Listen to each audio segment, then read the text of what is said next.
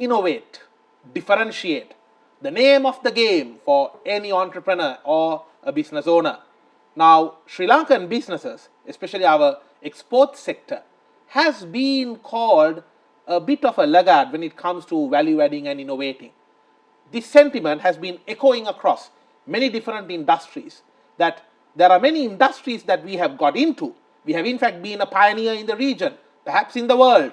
However, lack of value addition, lack of innovation has ended up creating a ton of problems for these businesses. Here in Biznomics, in your weekend's most profitable 60 minutes, we will be talking about the high-tech exports, the high-tech innovations that Sri Lanka can be getting into and the way forward.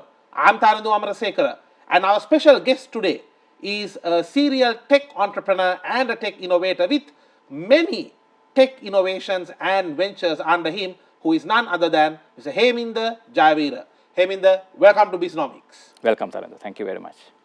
Heminda, now, we always hear this term exports, but you tend to talk about things in a little bit of a different angle, which we here in Biznomics absolutely love. Tell us, what exactly is high-tech innovations? Yes, Tharandu. It's so what we do. I mean, if you look at Sri Lanka's exports over maybe 100 years or maybe even more, we have seen that most of these exports are very simple products. Simple in the sense it's the complexity wise, it's very simple. For example, there is these stories about Sri Lanka exporting cinnamon products way back to 2000 years ago during the Pharaoh's time. I mean, there were inscriptions showing that Sri Lankan cinnamon is used in the mummification process of pharaohs as well. But then, looking back in 2000 years later, we are still exporting the same product. So that's, I think, something that we have to, I mean, it's a super product. Sri Lankan cinnamon is the world #1, the best, we call it true cinnamon. But then not again, like the cassia. not like cassia. But then the problem is that we have not really improved the inherent the product that we already have, like the quality product that we have. So I think I just want to add a little different flair, historic flair to this, and this is something many historians have shared with me. And they said, we are talking about the fact that Ravana was able to build aircrafts in Sri Lanka. At least that's what the legend and the folklore says. Yeah. However, 2000 years later or thousands of years later, what are we doing today? Where are we?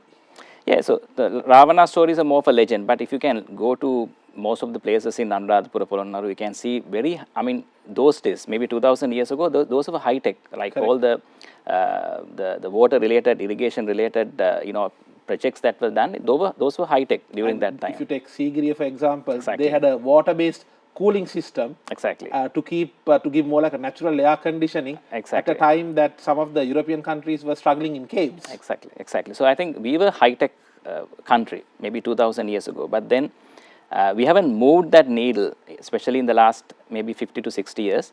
We can see that not only cinnamon, we can see that in everywhere. For example, even if you look at the mineral industry, we have been selling graphite as it is for the last 160 years, no change whatsoever. Then tea. Today, graphite is a key commodity worldwide for many industries. Exactly.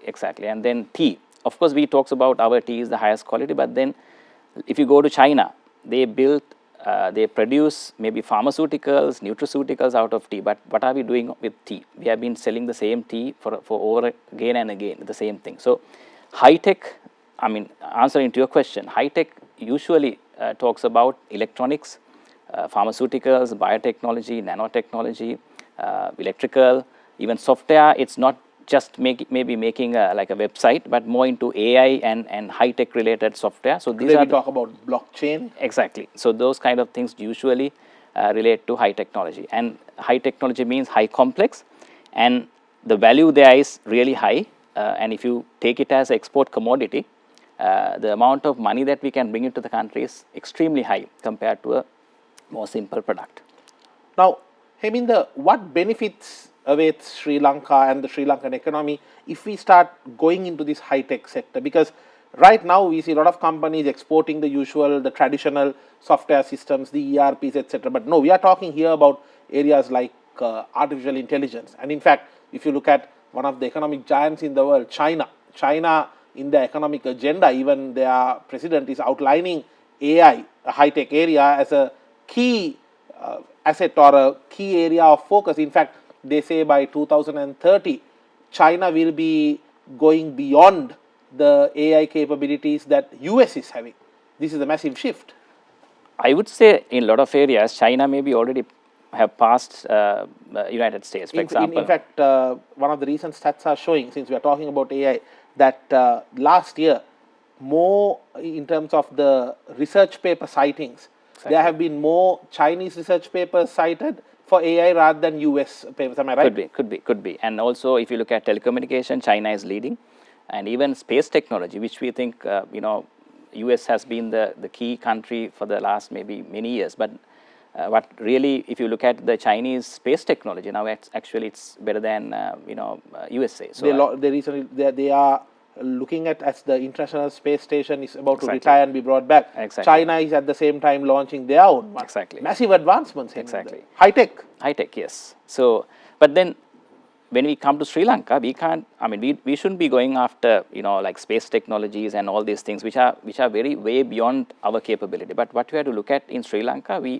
there are certain inherent technologies that we already have, or the product quality, the maybe resources that we have, which is maybe only available in Sri Lanka.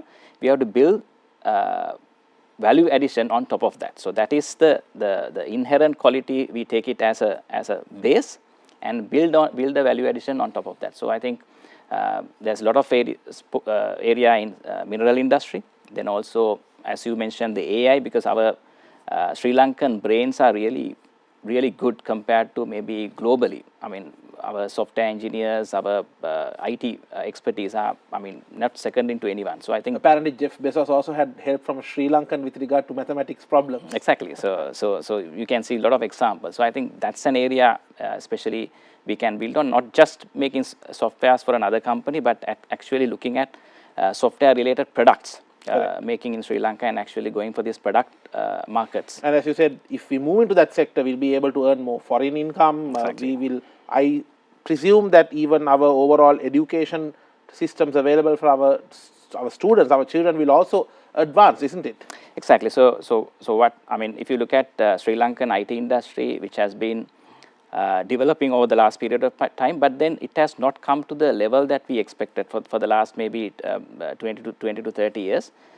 Mainly what we see is that we are highly focusing on a more service-related software industry, but actually we have to go into a more product-related software industry. More solution-driven. Exactly. So that is where the real value is. Of course, if you look at most of the tech industries in US and various other, even China, the real value addition is where the product. If you come up with a product with software. So I think that is where the focus area for Sri Lanka, because we have the talent.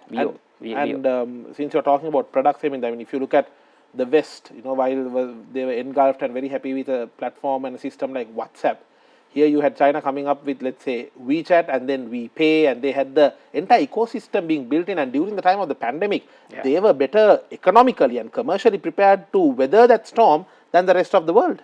Yeah, even, if you take the countries like, say, India. So India has a similar app like WeChat. They have the Paytm and the payment app. They were started before pandemic came. So they were ready with all the cash-related issues for normal public. So I think that's the kind of areas that we should look at. On top of that, we have to look at maybe Sri Lanka has a lot of, plant-based, very intrinsic qualities that we have. For example, very endemic kind of species. For example, even the tea industry, which is not, of course, endemic, but then we have the products that may be world class. But we have to start building on maybe nutraceuticals, maybe pharmaceuticals on top of that, and maybe one area that we can look at is maybe connecting the dots with the Sri Lankan Hela Vedakama and maybe Ayurvedic systems that we have, and build that knowledge and the resources that we have and come up with maybe nutraceuticals, pharmaceuticals. I think that's an area that we can really develop Sri Lanka to the next level. Heminda, there's one term which echoed in many of your statements, nanotechnology. Now, I know this is one area which is very close to your heart, you're very passionate about it. If you could just demystify what exactly is nanotechnology. A little bit of checking from me led me to the conclusion nano is more like the size of 1/10 of a hair particle or 1/100th. Yeah, it's 1 into the, for example, if you take normal meter size, and then it becomes, say, 1 of 1,000 is 1,000th of a meter. millimeter, so it's a millimeter. Then it's micromillimeter. Then it comes nanomillimeter. It's 1 billionth of a meter. Okay. So normally nanotechnology means whatever the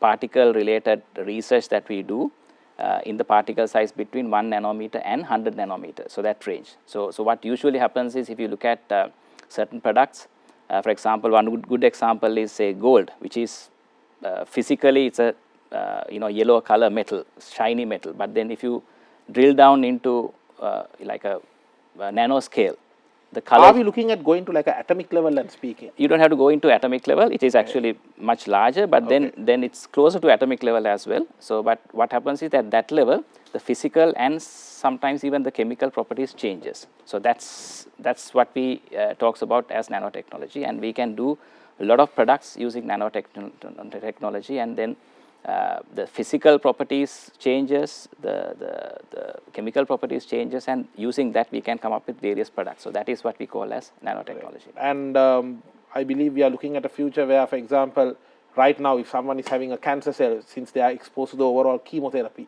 which also can damage the more healthier cells, but with something like nanotechnology, we are looking at, and these are, I believe, not just at a research stage, more at a trial stage, solutions where, like a nano-sized device that could go into our body, attack the specific cancer cell and come out. You are looking at a very, it's a utopian environment, but it's going to be the future, the reality of the future. So we call it drug delivery technology. So I think a lot of drug delivery technologies are built upon nanotechnology, using the nanotechnology. So I think that's an area even Sri Lankans can work on. Of course, as you know, Sri Lanka has one of the best resources, the Sri Lanka Institute of Nanotechnology, which has region's best resources in terms of the location, the buildings, and also the expertise that we have and the instruments that we have. So I think that's an area that Sri Lanka can really do well, because the nanotechnology globally versus Sri Lankan nanotechnology, the gap is not too far.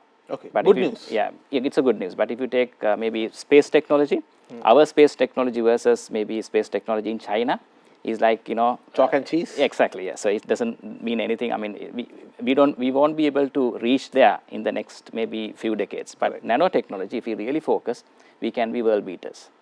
But the question is, the gap is small, gap is narrow, but what are we doing to further bridge it and in fact go beyond? I believe that's a question we need to ask. Yeah. So not only nanotechnology, even biotechnology we can do a lot. And as I mentioned, the mineral related research, especially the plant based research. So these are the areas that we have our own advantage. We have our own country advantage to do that. Understood.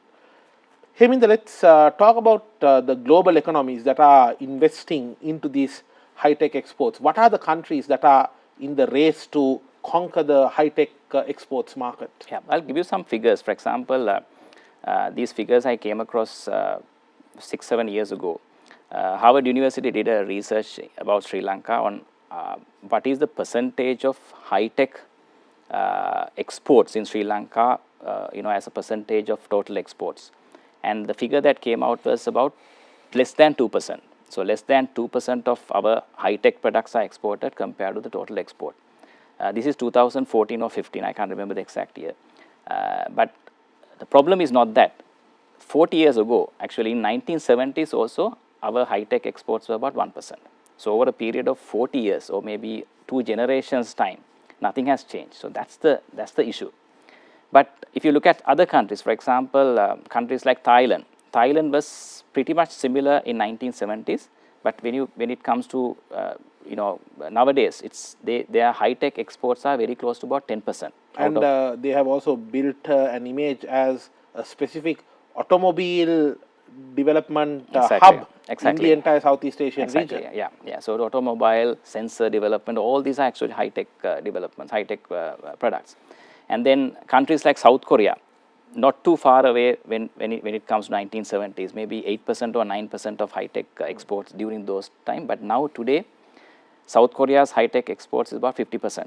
of total export. So half of the products that they export are high-tech export. And I mean, not only the high-tech exports, but today we see South Korea becoming a global entertainment hub as well. I mean, the success of Squid Game. Exactly. And some of the K-pop and K-entertainment companies have seen an increase of their share price of more than 50% just for the past few months. Exactly. Yeah. So I think when you build that tech entrepreneurial and tech ecosystem, so many other things come up. So that's what happens. I mean, it's a thing that countries like USA and a lot of countries who are very good at technology has found out. For example, building that ecosystem. So I'll give you one example. I got a chance to go to a few US cities in the last couple of months, and there's this city in North Carolina which is like a traditional US state. And of course, they used to have all these loggers and traditional jobs that they have, maybe farmers. What would be the name of the city? There are 3 cities actually. Okay. 3 cities. One city is called Raleigh. The other one is Durham, and the other one is the Chapel Hill. So there were 3 cities, and all these 3 cities have one of the best universities. Wow. For example, Raleigh has NC State. Then Duke University in Durham, which is one of the finest private universities in the US, one of the Ivy Leagues. And then the other one, Chapel Hill, which is the city itself is the university. Okay. So what they did was they had a plan for the last 15 years. So not so far. I mean, it was a traditional city, but they wanted to bring technologies developed based out of these 3 universities. It's now called the Research Triangle of North Carolina. And today, even the Apple wanted to come there. Okay. Google wanted to come there, and that's one of the most highest city with highest brain gain nowadays. And a lot of people coming even from San Francisco to this city. So that's a good example. For sure. That you can even do that in Sri Lanka as well. Maybe based out of Colombo, or maybe based out of Gamba, or maybe based out of identify the cities and look at positioning them. Some very good thoughts there. Heminda, we are going to come back to more details on that. Stay tuned. We will be back after this short break. This is Biznomics.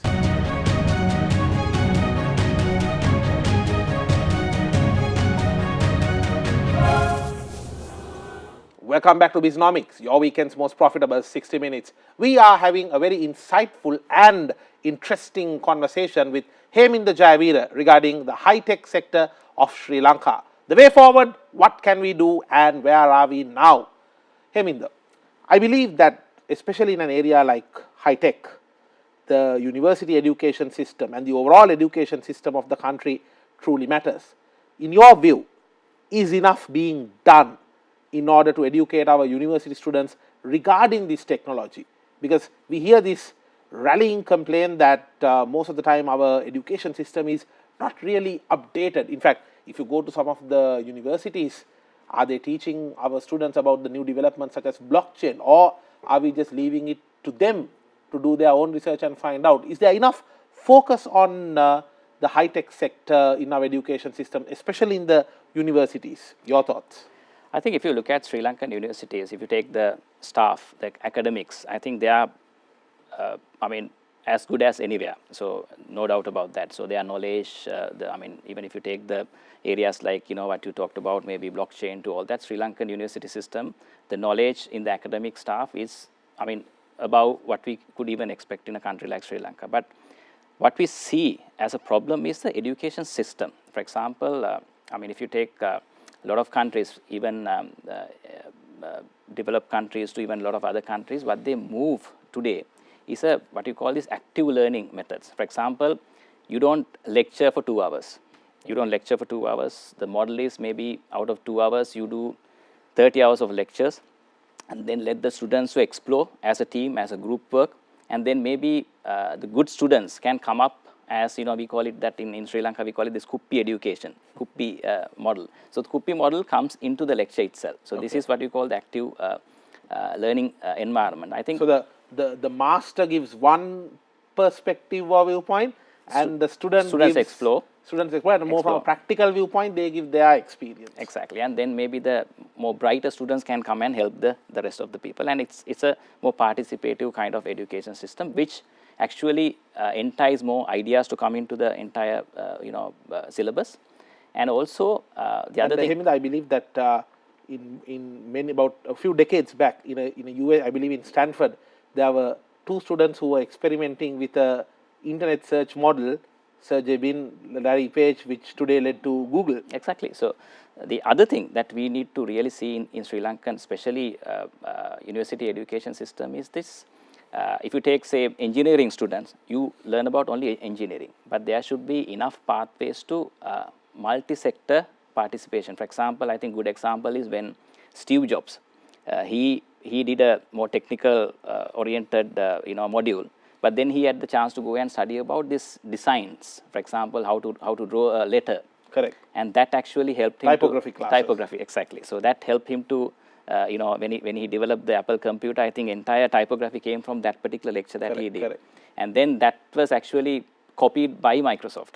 So he says this in, I believe, in one of the university graduation ceremonies that the famous Stanford address. That's right. So that what happened was that particular the freedom that the students had to learn about other things, like completely different areas that he used to study. But in Sri Lankan situation, you don't have that. For example, if you are engineering students, you only study about engineering, maybe a little bit of maybe industrial engineering or maybe business at the final year. But what about engineering students studying an art subject? We don't have that. Or maybe connecting art students and the maybe medical students and engineering students into one area, because the Sri Lankan universities have all the multi-sector faculties. But these faculties are too segmented and too specialized. In silos. We work in silos. For example, if you want to come up with a product, no matter how good your knowledge is in, say, AI or whatever, AI itself can't come up with a product. You need AI built on a maybe electronics, then maybe you need the electronics. Even electronics can't help you come up with a product. Maybe you have to finally design a product. Maybe mechanical engineering need to be there. Then on top of that, you have to have the business knowledge, the design knowledge, the art side, everything. So I think not only universities, but even in our normal school education system, we don't have that avenues to explore areas and get that teamwork coming from multi-sectors. So I think that's an area that we really want to improve if we want to get into this high-tech and product innovations and things like that. I think that's the area that we need to rethink in Sri Lankan education system, especially universities, to really come up with these high-tech innovations. Any comments about the current tech labor force we have? I know you move very closely with them. I know that you're heavily involved with that as a mentor in some of the startups, etc. What is your take about the current Sri Lankan tech labor force? So we have very good students, we have very good tech experts, but then again, when it comes to multi-sector involvement, teamwork, I think we lack a lot of things. For example, certain people know the subjects very well, but then when it comes to real world, it's not about just knowing the subject, but how to apply that and working with different subject matter experts. I think that is where we lack, for example, more generalized view about anything that we do. So I think that is the lacking area. Let's talk about government policy, one of my favorite questions. Heminda, in your view, what are the government policies needed to encourage high-tech adoption in a better way and also to encourage high-tech exports? So I'll give you maybe two examples. So not to follow any of those examples, but maybe we can look at two extreme cases. For example, South Korea, which I mentioned that 50 years ago they were like 8% of high-tech export. Now almost 50% of it. So what they did really right is they supported the entrepreneurs, the good entrepreneurs in the country. For example, early 1970s or maybe late 1960s, they started this policy where the government will invest or give money for very successful entrepreneurs, not for their current business, but to leapfrog the technology. For example, Samsung. So Samsung was a company today globally known, global brand. But in 1970, it was a company like a department store in South Korea. Not many people know about it outside South Korea. But in South Korea, it was well-known company. They were selling the basic electronic items. Basic electronics items. I read somewhere that, in fact, the origins of that, the electronic items came from the fact that they were initially into transporting fish. And that they had because no one could provide them with a refrigerator to fit into the trucks. They got into manufacturing. What a journey. Yes. And then the government supported, because now they are be in a department store now looking at manufacturing refrigerators or maybe electronics. So that's like a leapfrogging. You are jumping maybe 2 S-curves in technology. So the government supported that. Not only Samsung, there were 5, we call it 5 chaebols now. Chaebols, Yeah, yes. all these companies came out in the latter part of 1960s, and now all are global brands. So I think that's one simple policy that entirely changed the whole of the South Korea as a country. Then if you go to maybe other extremes, maybe Israel. So Israel did a different policy. They supported the small timers, all the startups. So what they did was actually they built this venture capital industry, very supported the venture capital industry. The government supported the venture capital industry. Remember, we don't have a venture capital industry in Sri Lanka. We don't. We don't have the VC, the real VC, the venture capitalists not existing in Sri Lanka because we don't have the model, the legal model existing in Sri Lanka. Which So the what exactly is the legal model for a it's VC? called Because we hear this word, we hear venture capital, we hear the word being used, but you are saying it's not real venture capital. It's called, usually if you go to USA or maybe Dublin or various countries where there is proper venture capital industry, they call it limited liability partners. Okay. Now, what happens is normally venture capital industry, what happens is there's a general partner, there are different partners. So different partners put money for the general partner to manage that the fund. And then, so there's one transaction, the partners send money to general partners. Then the general partner will invest in various companies, maybe 100 companies. And after certain time, certain companies might fail. Maybe 1 or 2 companies really, become a unicorn. Take off, yeah. And then at the IPO, correct me if I'm wrong, a unicorn is $1 billion. $1 billion company within 7 years. Wow. So the time is very important. So it's a basically startup developing up to 1 billion valuation within a very short period of time. So when they go for an IPO, the money comes back to the venture capital. So there are 3 transactions. So usually what happens is if you come up with a normal private limited company label, there'll be taxation comes in maybe 2 or 3 times. Okay. So that's why Sri Lanka can't have venture capital industry as it is. But Israel saw this, they built that venture capital industry, the government involved in this, and then they realign the entire education system, university. Now if you go to Tel Aviv University, 50% of the students are doing startups. I mean, that's while studying. While studying. So they are more into doing innovations and all that. And then the third one that they did was the government, very actively brought the markets for these startups. For example, Israel is a smaller country, very small country, smaller than Sri Lanka.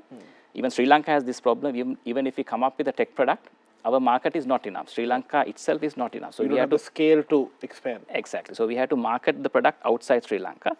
But what Israel government did was they brought in that much, I would say, number-wise and the quality-wise, the better markets. For example, the European market, especially the US markets, and they open up the economy to sell the products or take the products into those markets. So I think that's what changed the entire Israel to what it is today. So we need to take either one of the approaches to support the big entrepreneurs or the small or a mix of it. So I think that's where we are lacking. And if you look at Sri Lanka's the budget, the government budget, what is given for high technology and all this support of entrepreneurs is very minimal. I mean, less than 1%. I can easily say that maybe for high tech investment out of the budget is about maybe 0.2%. So that is, these are not the figures that we should be really proud about. I mean, those are the things that we have to really focus on. Do we also see a problem where there tend to be a breakdown of links between different entities? Because, for example, there's a big talk now about blockchain, but so far we don't see any major changes from the CBSL viewpoint or the perspective. What are your thoughts, Heminda? So blockchain is, I mean, as a technology, when it comes to blockchain, a lot of people talks about the money side of it, like Bitcoin, the cryptocurrency. But cryptocurrency is a different ball game altogether. Correct. That has to be managed really well. But then developing technology, because blockchain is not about only currency.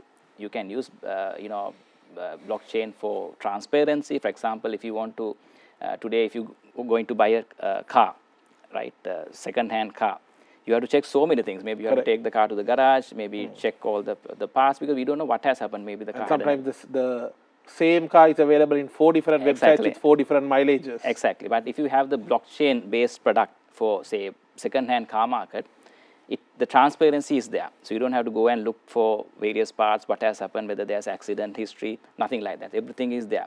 So if you can develop technologies of this sort, not only for that, maybe even food chain. When you go to supermarket to buy a, say, mango, where this mango was produced, from which farmer, which farmland, at which, whether it's been used, the agrochemicals, or whether it's organic, so whatever. So all this data is available. So if you can manage that using blockchain, these are the products that should be developed. So it's not about cryptocurrency. It's a different idea altogether. Yes. But look at the applications of blockchain. That's a huge area that Sri Lankan software industry can work on. Insightful thoughts there, Heminda. What are the areas of high-tech exports that Sri Lanka could be looking into when it comes to exports? Let's talk about that on the other side of this short break. This is Biznomics.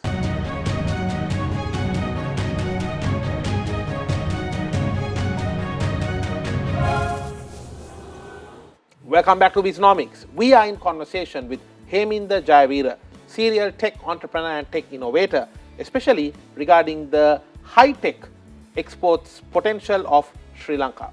Heminda, now what are the high potential areas for Sri Lanka that they could explore when it comes to these high technology exports? Because as you said, South Korea, Israel, they've really got the skin in the game. They are heavily involved in this. From a Sri Lankan business perspective, for any Sri Lankan entrepreneur who is watching this show right now, what can they be? What are the areas that they should be targeting when it comes to high-tech exports?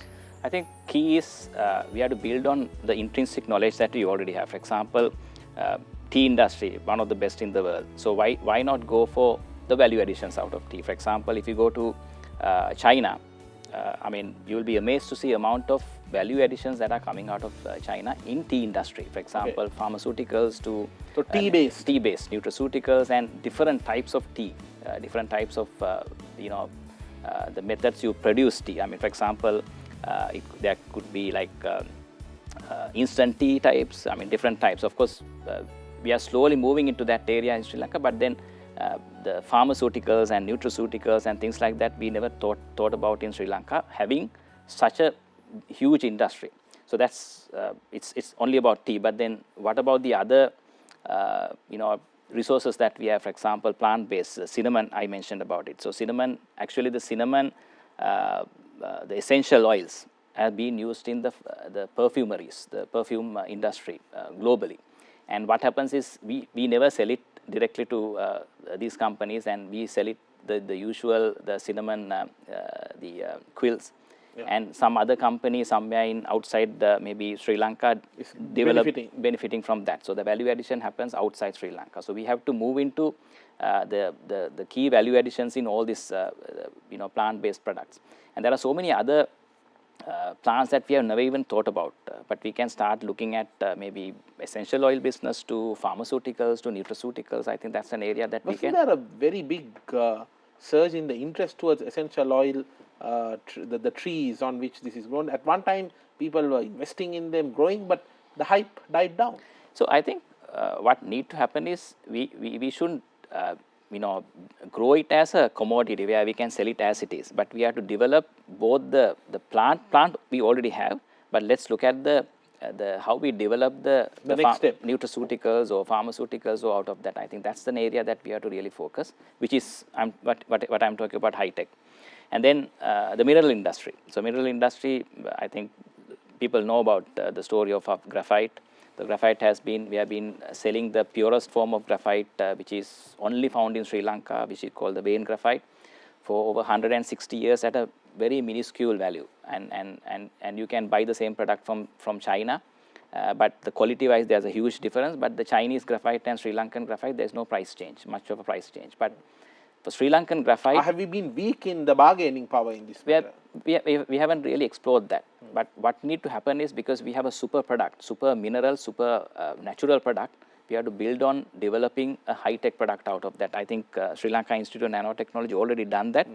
They talk about graphene. Graphene, which is a nanotech product, because it's graphite is made out of layers of carbon atoms. Okay. And when you take off one or few layers out of that, we call it graphene. So graphene is now known as the wonder material, And Sri Lanka Institute of Nanotechnology has the technology, a new technology, much more greener technology, and also to develop graphene in a much more cheaper rate. And Heminda, for the benefit of our viewers who might be new to all these high-tech arena, where are the applications of graphite and graphene? In what industries does it come in handy? And I've been told that when I asked this question from some people, they told me, ask us to what areas you can't apply graphite and graphene. So graphene, if you take graphene, is the hardest material, harder than the diamonds. Then electrical conductivity the best, then heat transfusion the best, and also if you look at the square area of a material, is one of the highest. So if you take all this into one, this is a wonder material. So graphite is being used in battery technologies, manufacturing battery for many years now. Even if you take the Tesla battery, so one of the electrode is made out of graphite.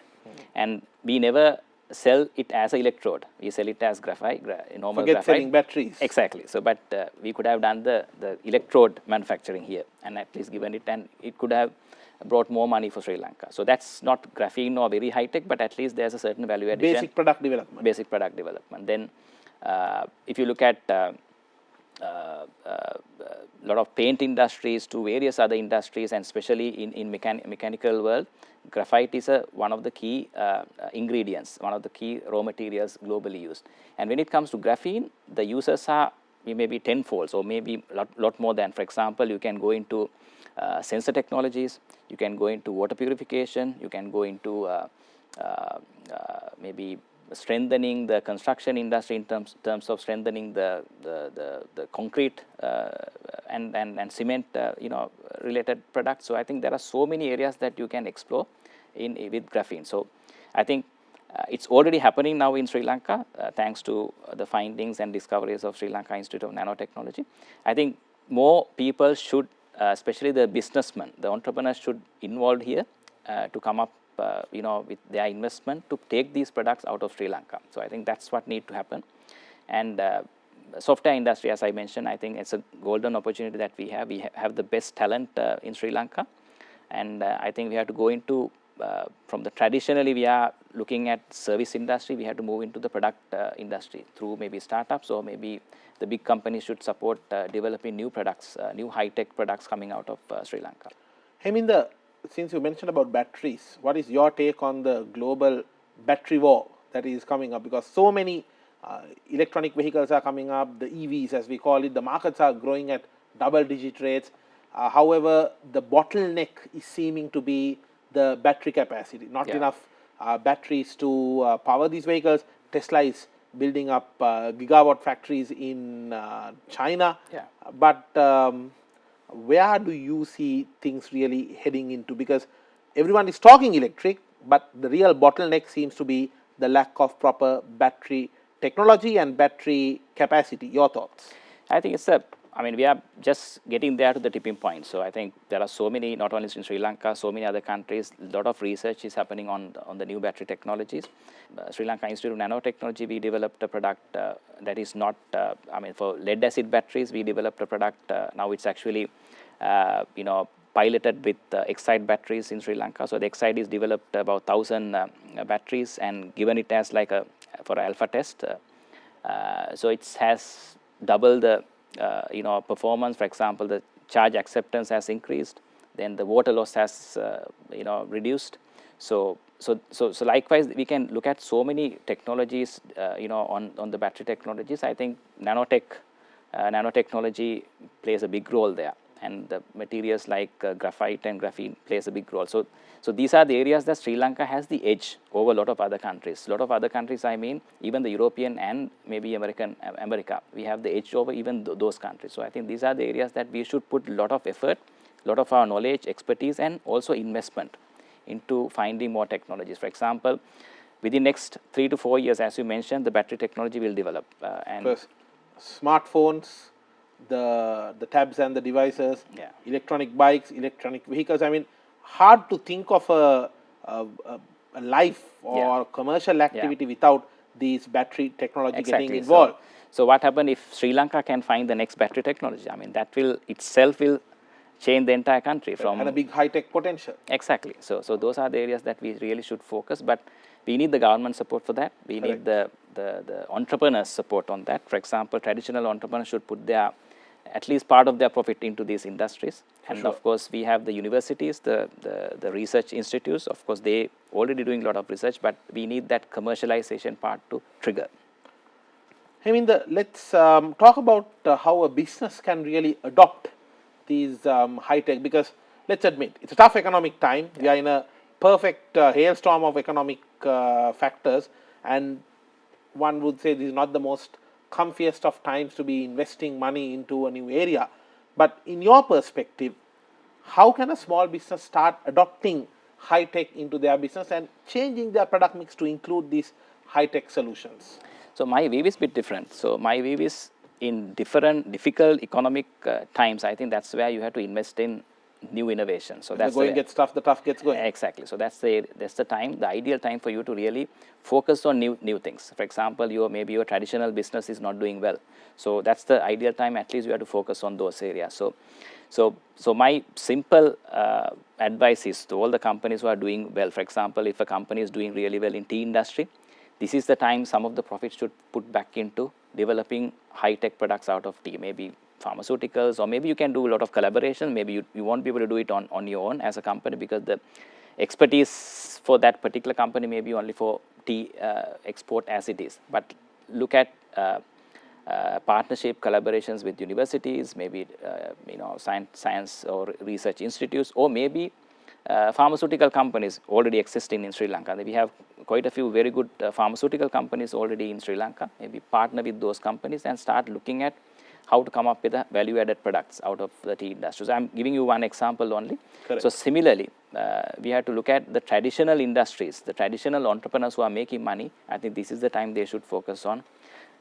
Maybe at least 10% of their profit put back into research and innovation. So I think that's how we can change the country. And of course, the government support has to come. As I mentioned, our government budget given for research and innovation is very small. I think if there's any company who is putting money, say 10% of their profit back into research, then the government also should support those companies. Maybe at least match that. Match that, yeah. I think that's what happened in South Korea, which was a proven case. Even that happened in a lot of other countries as well. I think that's we see Africa now coming way ahead with all these tech innovations. Yeah, exactly. So I mean, if we waited for maybe next 10 years, we will see a lot of other countries that we think as poorer than Sri Lanka would go past us. I think so there's no time for us to wait, because this is we've already wasted too much time. Too much of time. So the pandemic is not an excuse for us to not to do anything. I think this is the ideal time for us to really forge ahead in these areas. And Heminda, I would like to request you at the end to take 2 minutes and give a word of advice to the young student population of this country who is watching this show. What is your advice to them with regard to changing their career path and heading in, or at least integrating high-tech into their planned career path ahead? 2 minutes of advice. Yeah, I think whatever the field that you are in, maybe you are a business student, maybe you are an engineering student, medical student, whatever area. So this university time specifically is like ages between 18 to 22 or 23 is the best time of your life. I mean, if you don't come up with innovations during that time, you can't expect innovations coming at the latter part of your time, because that is the best time for you to, because you are very free. You don't have a lot of other issues like the family commitments to all that. So, and then the university education itself provide you with a lot of contacts. You have the students coming from various parts of Sri Lanka. You get that collaborations, you meet people, and then the academic staff there to help. So explore, I mean, of course you have to get your degree, your first class or whatever, but while you are doing that, make sure you at least come up with one innovation. So innovation doesn't mean that, coming up with something new only. Yeah. You have to market that product also. So we have to learn the technology as well as the business side as well as the selling part. I think selling skills, all that. I think I'm not saying that everyone should be an entrepreneur. It's very difficult, but at least those skills will help in a later day, even Absolutely. to get a job, or even to getting into a good job, or climb up the career ladder faster. So I think that's the message that I can give it to all the young people in Sri Lanka. Very inspiring and indeed very insightful advice and thoughts there, Heminda. Thank you for joining us, and we wish you good luck in continuing your good work and advancing the high-tech